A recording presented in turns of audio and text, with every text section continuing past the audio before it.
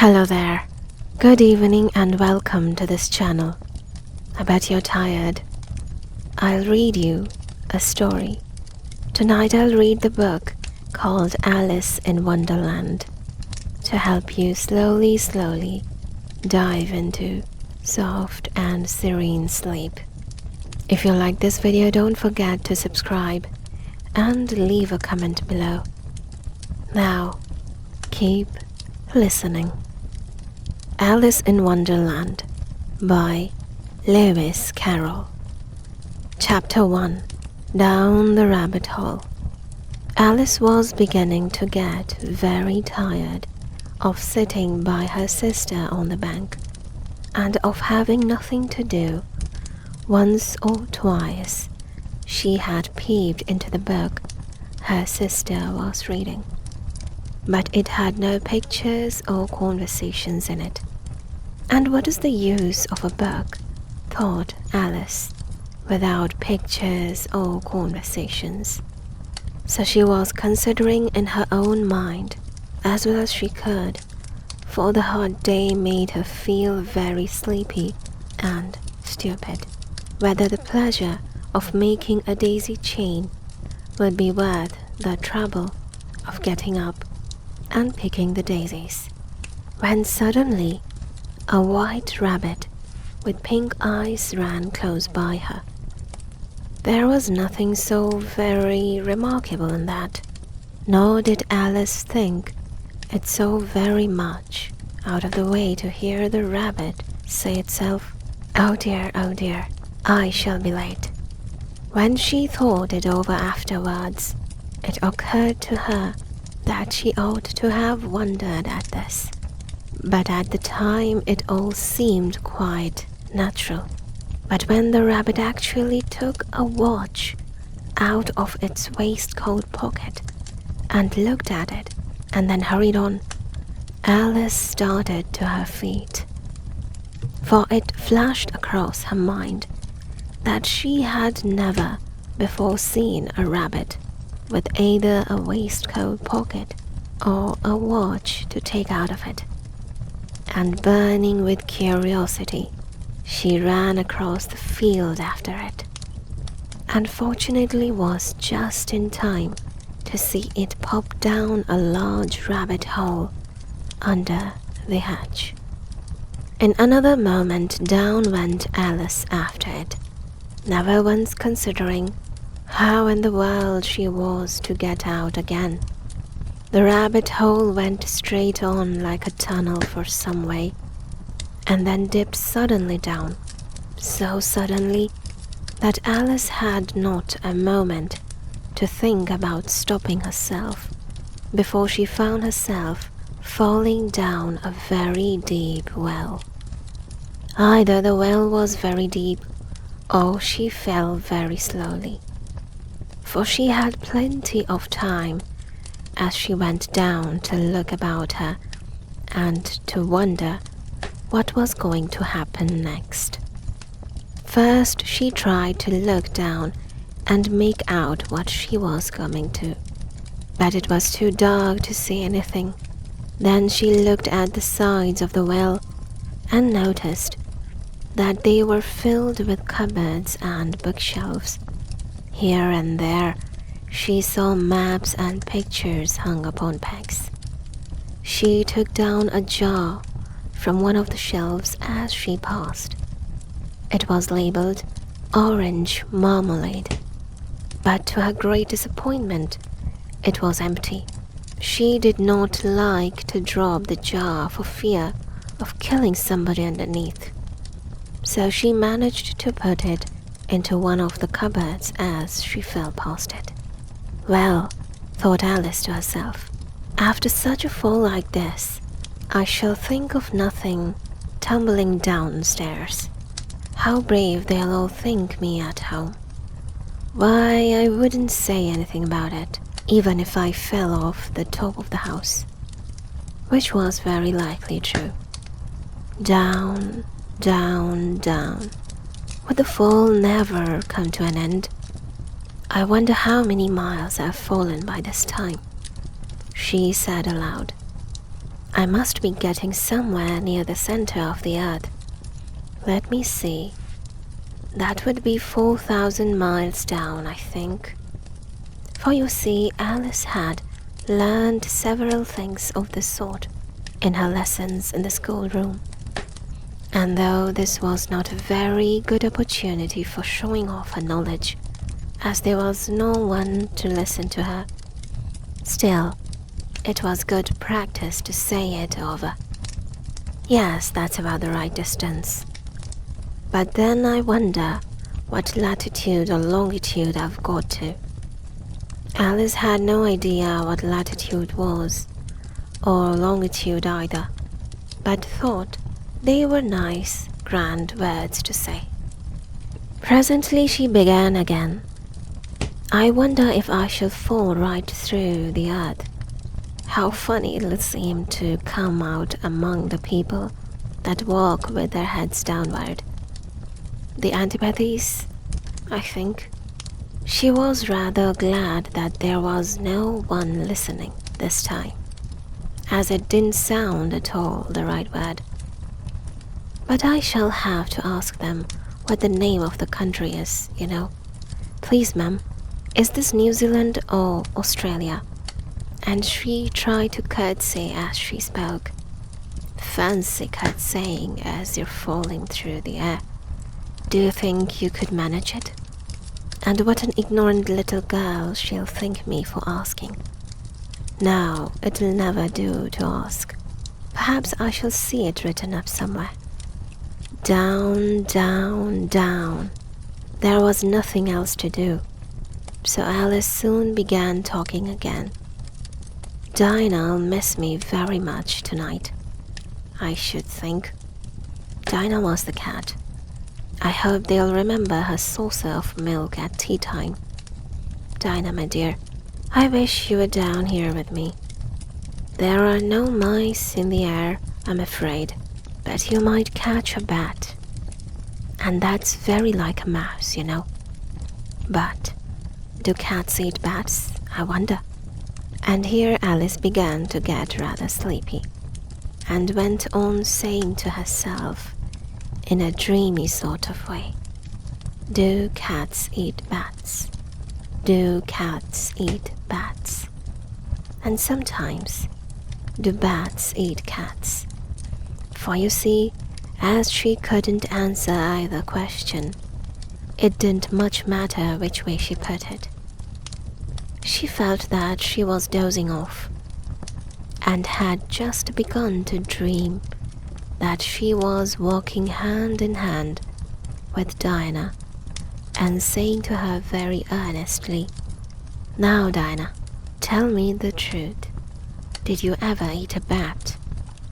When suddenly, thump, thump, down she came upon a heap of sticks and dry leaves, and the fall was over.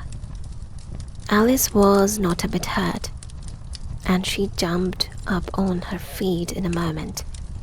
She looked up, but it was all dark overhead. Before her was another long passage, and the white rabbit was still in sight, hurrying down it. There was not a moment to be lost. Away went Alice like the wind, and was just in time to hear it say, as it turned a corner, Oh, my ears and whiskers, how late it's getting. She was close behind it when she turned the corner, but the rabbit was no longer to be seen. She found herself in a long, low hall, which was lit up by a row of lamps hanging from the roof. There were doors all round the hall, but they were all locked, and when Alice had been all the way down, one side and up the other, trying every door, she walked sadly down the middle, wondering how she was ever to get out again. Suddenly she came upon a little three-legged table, all made of solid glass. There was nothing on it except a tiny golden key, and Alice's first thought was that it might belong to one of the doors of the hall. But alas, either the locks were too large or the key was too small, but at any rate, it would not open any of them. However, on the second time round, she came upon a low curtain she had not noticed before, and behind it was a little door about 15 inches high. She tried the little golden key in the lock, and to her great delight, it fitted. Alice opened the door and found that it led into a small passage, not much larger than a rat hole. She knelt down and looked along the passage into the loveliest garden you ever saw. How she longed to get out of the dark hole and wander about among those beds of bright flowers and those cool fountains. But she could not even get her head through the doorway, and even if my head would go through, thought poor Alice, it would be of very little use without my shoulders. Oh, how I wish I could shut up like a telescope. I think I could, if only I knew how to begin. For you see, so many out-of-the-way things had happened lately that Alice had begun to think that very few things indeed were really impossible. There seemed to be no use in waiting by the door, so she went back to the table, half hoping she might find another key on it, or at any rate a book of rules for shutting people up like telescopes. This time she found a little bottle on it, which certainly was not here before, said Alice, and round the neck of the bottle was a paper label, with the words, "Drink me," beautifully printed on it in large letters. It was all very well to say, "Drink me," but the wise little Alice was not going to do that in a hurry. "No, I'll look first," she said, "and see whether it's marked poison or not."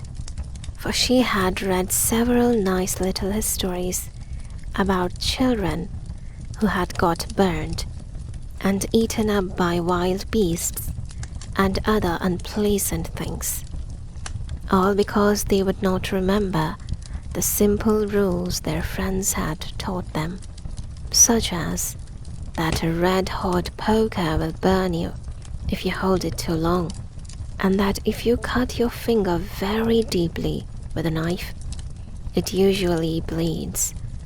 And she had never forgotten that if you drink much from a bottle marked poison, it is almost certain to disagree with you sooner or later. However, this bottle was not marked poison, so Alice ventured to taste it, and finding it very nice, it had in fact a sort of mixed flavor of cherry tart, custard, pineapple, roast turkey, toffee, and hot buttered toast. She very soon finished it off. "What a curious feeling," said Alice. "I must be shutting up like a telescope." And so it was indeed. She was now only 10 inches high, and her face brightened up at the thought that she was now the right size for going through the little door into that lovely garden. First, however, she waited for a few minutes to see if she was going to shrink any further. She felt a little nervous about this, for it might end, you know, said Alice to herself, in my going out altogether like a candle. I wonder what I should be like then.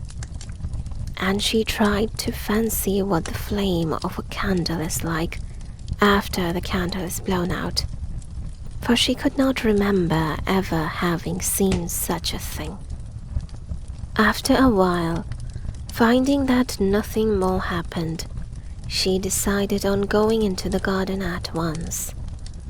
But, alas, for poor Alice, When she got to the door, she found she had forgotten the little golden key, and when she went back to the table for it, she found she could not possibly reach it. She could see it quite plainly through the glass, and she tried her best to climb up one of the legs of the table.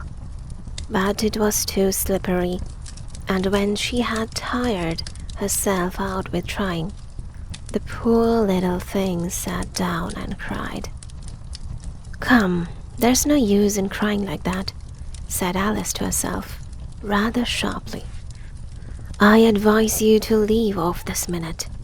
She generally gave herself very good advice, though she very seldom followed it, and sometimes she scolded herself so severely as to bring tears into her eyes, and once she remembered trying to box her own ears for having cheated herself in a game of croquet she was playing against herself, for this curious child was very fond of pretending to be two people.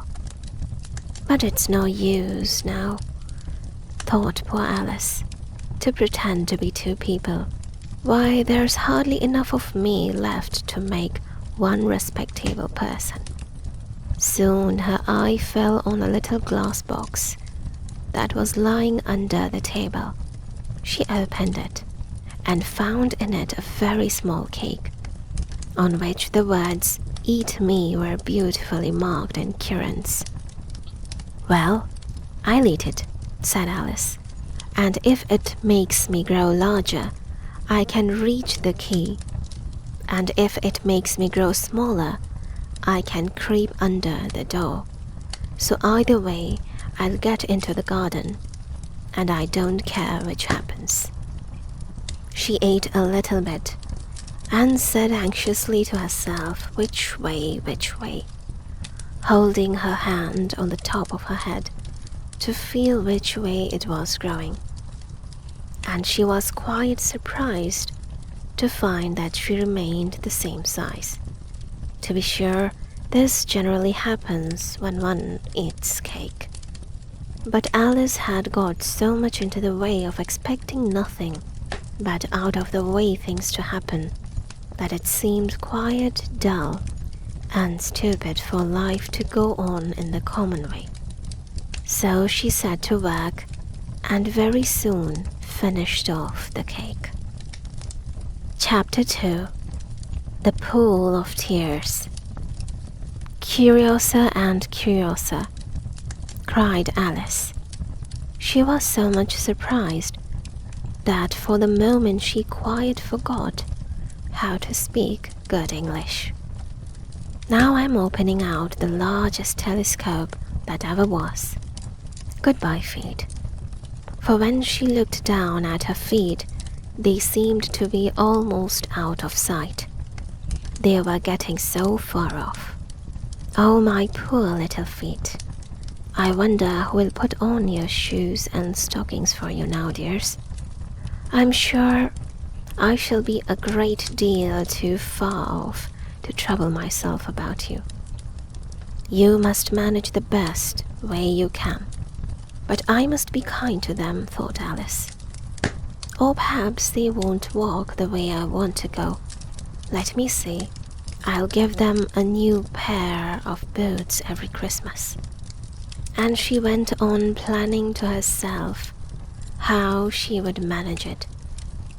They must go by the carrier, she thought, and how funny it'll seem sending presents to one's own feet, and how odd the directions will look. Alice's right foot heart-thrug near the fender with Alice's love. Oh dear, what nonsense I'm talking. Just then her head struck against the roof of the hall. In fact, she was now more than 9 feet high, and she at once took up the golden key and hurried off to the garden door. Poor Alice! It was as much as she could do, lying down on one side to look through into the garden with one eye, but to get through was more hopeless than ever. She sat down and began to cry. "You ought to be ashamed of yourself," said Alice. "A great girl like you," she might well say this, "to go on crying in this way. Stop this moment, I tell you." But she went on all the same, shedding gallons of tears until there was a large pool around her, about 4 inches deep and reaching half down the hall. After a time she heard a little pattering of feet in the distance, and she hastily dried her eyes to see what was coming. It was the White Rabbit returning, splendidly dressed, with a pair of white kid gloves in one hand and a large fan in the other. He came trotting along in a great hurry, muttering to himself as he came, "Oh, the Duchess, the Duchess! Oh, wouldn't she be savage if I've kept her waiting?" Alice felt so desperate that she was ready to ask help of anyone. So, when the rabbit came near her, she began in a low, timid voice.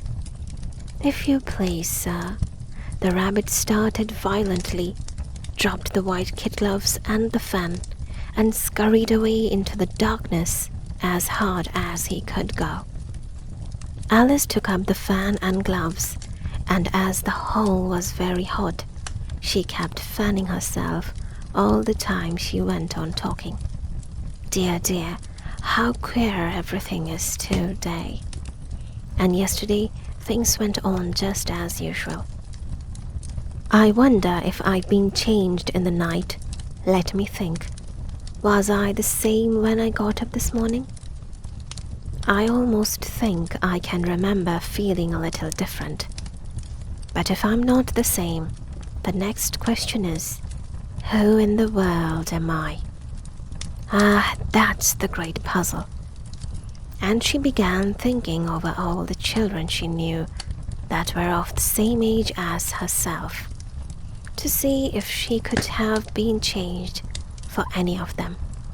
"I'm sure I'm not Ada," she said, "for her hair goes in such long ringlets, and mine doesn't go in ringlets at all. And I'm sure I can't be Mabel, for I know all sorts of things, and she knows such a very little.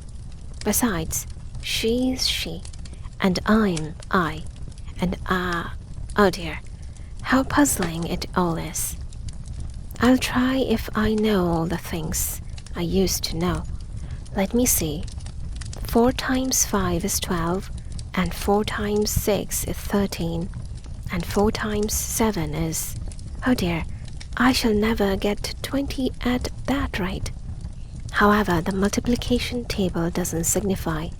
Let's try geography. London is the capital of Paris, and Paris is the capital of Rome, and Rome... No, that's all wrong. I'm certain I must have been changed for Mabel. I'll try and say, how doth the little... And she crossed her hands on her lap as if she were saying lessons, and began to repeat it. But her voice sounded hoarse and strange, and the words did not come the same as they used to do. How doth the little crocodile improve his shining tail, and pour the waters of the Nile on every golden scale? How cheerfully he seems to grin, how neatly spread his claws, and welcome little fishes in with gently smiling jaws. I'm sure those are not the right words, said poor Alice, and her eyes filled with tears again as she went on. I must be Mabel after all, and I shall have to go and live in that poky little house, and have next to no toys to play with, and ever so many lessons to learn. No, I've made up my mind about it. If I'm Mabel, I'll stay down here. It'll be no use their putting their heads down and saying, Come up again, dear. I shall only look up and say, who am I then? Tell me that first, and then if I like being that person, I'll come up. If not, I'll stay down here till I'm somebody else. But, oh dear, cried Alice, with a sudden burst of tears. I do wish they would put their heads down. I'm so very tired of being all alone here.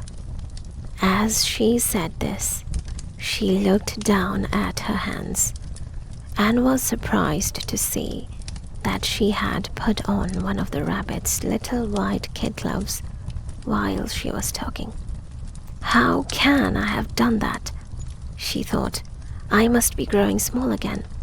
She got up and went to the table to measure herself by it, and found that, as nearly as she could guess, she was now about 2 feet high, and was going on shrinking rapidly. She soon found out that the cause of this was the fan she was holding, and she dropped it hastily, just in time to avoid shrinking away altogether. That was a narrow escape, said Alice, a good deal frightened at the sudden change, but very glad to find herself still in existence. And now for the garden, and she ran with all speed back to the little door, but alas, the little door was shut again, and the little golden key was lying on the glass table as before. And things are worse than ever, thought the poor child, for I never was so small as this before, never, and I declare it's too bad that it is. As she said these words, her foot slipped, and in another moment, splash, she was up to her chin in salt water. Her first idea was that she had somehow fallen into the sea. And in that case I can go back by railway, she said to herself. Alice had been to the seaside once in her life, and had come to the general conclusion that wherever you go to on the English coast, you find a number of bathing machines in the sea, some children digging in the sand with wooden spades, then a row of lodging houses, and behind them a railway station. However, she soon made out that she was in the pool of tears, which she had wept when she was 9 feet high. I wish I hadn't cried so much, said Alice, as she swam about trying to find her way out. I shall be punished for it now, I suppose, by being drowned in my own tears. That will be a queer thing, to be sure. However, everything is queer today. Just then she heard something splashing about in the pool a little way off, and she swam nearer to make out what it was. At first, she thought it must be a walrus or hippopotamus, but then she remembered how small she was now, and she soon made out that it was only a mouse that had slipped in like herself. Well, for now I'll end up the story over here. If you were through this reading and you've come to this point, let me know in the comments when you wake up whether I should continue reading it or not. Sweet dreams, and good night, my dear friend.